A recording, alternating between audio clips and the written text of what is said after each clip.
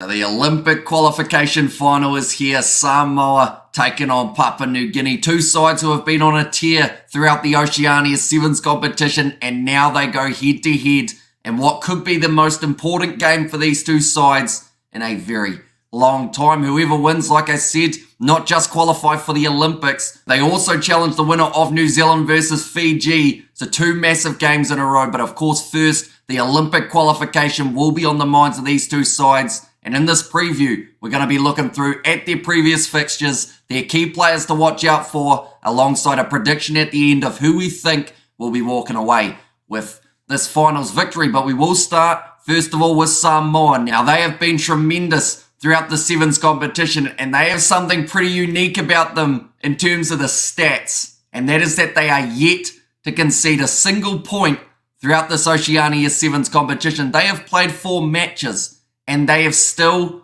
not allowed any of their opposition across the try line. It's extremely impressive, but looking at PNG and some of the results that they have had, perhaps that record could be changed in the very near future. But their first game was up against Tuvalu. They did end up winning it 36 points to 0. Now, it was a little bit more of a shaky performance from Samoa, but that was to be expected. They had a few changes in their lineup. They also hadn't really played too much Sevens rugby for quite a few months on end. Their next game, they started warming up though, winning that game up against the Solomon Islands, 50 points to 0.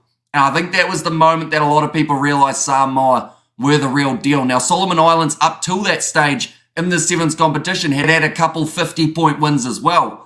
But as soon as they went head-to-head with Samoa, they were just taken into such deep water, and Samoa just showed their class. 50 points to 0, a very good scoreline to have. Their next game was up against American Samoa, and they did win it 52 points to 0. And then their final contest up against the Cook Islands, winning it 46 points to 0 once again. Like I mentioned, no points being conceded by the Samoans throughout their first 4 games. Then for Papua New Guinea, they got off to a great start in their Sevens competition. They were head-to-head with Kiribati, and they did win it 46 points to 0. So actually the same scoreline as Samoa did have up against the Cook Islands. But the next game for Papua New Guinea, that was the massive game changer for them.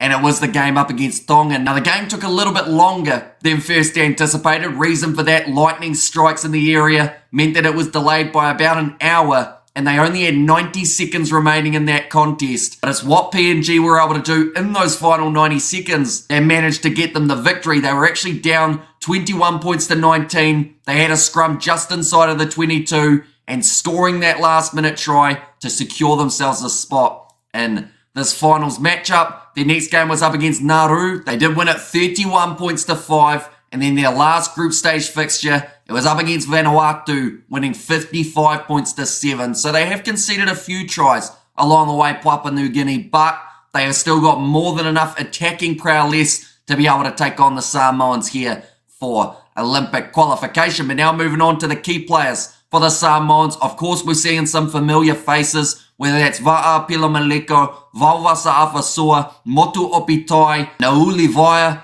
all stepping up brilliantly for the Manu Samoan 7 side here. But I think it's going to be very important that the other players in their lineup do step up just as much. I mean, BJ Lima, he has been looking pretty decent. I could almost list this whole Samoan side with the amount of points that they have been able to get for themselves. There are so many individuals who are crucial to the way that they play. But someone who I haven't mentioned as of yet, he's been on the circuit for a long time, that is Paul Scanlon. I think that his work at 10 throughout this game will be absolutely massive for how Samoa play. If he can get that ball out the back line, create opportunities for Vauwasa Afasua or Va'a Pilamaleko, it's going to be try time pretty quick for the Samoan boys. Then for Papua New Guinea, the key players to watch out for. Now, I would have gone Benjamin Boas, but I believe he is still injured from one of the earlier games in the Oceania Sevens competition. I would say Derek Voku at number 1 has been very strong for Papua New Guinea. Dixon Morrison as well has been looking very decent out on that wing. And then Benjamin Kennedy, the number 2,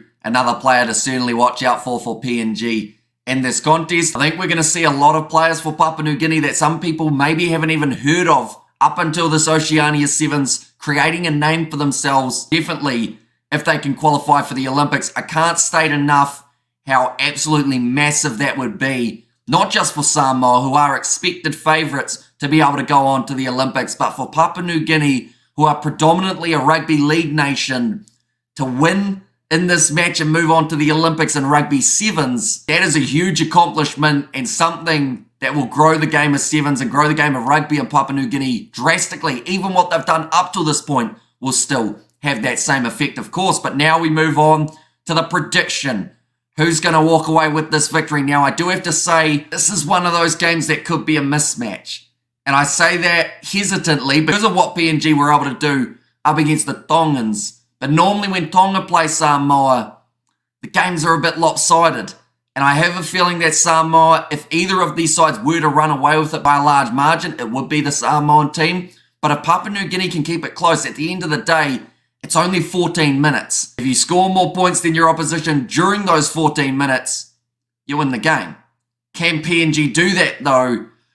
It's a tricky one. I mean, Tonga were able to beat Nauru 59 points to 7, compared to PNG who beat them around that 25-30 margin. Samoa have not conceded a try as of yet, so if they do concede, I don't think it's going to be enough points to be able to impact the game drastically. So I am going to actually say a pretty bold prediction here. Say Samoa win this contest 41 points to 5. Now, I do not want to see that be the score. I want to see Papua New Guinea really keep it close, have a game similar to Tonga versus Papua New Guinea. But this game, I feel like Samoa are just on a tear at the moment, and it is very hard not to back them to be able to walk away with yet again another victory. Although I do really like this Papua New Guinea attack and what they've been able to offer throughout the Oceania Sevens. I think if anything, it's proven that they should be on the World Sevens circuit. So hopefully we see that in the near future as well. But this game, it is kicking off at 6:40 p.m. New Zealand time. We are doing the coverage on the channel, so be sure to check that out. Thank you all very much for tuning in. Let me know your score predictions in the comments down below, and I will see you all for the next one.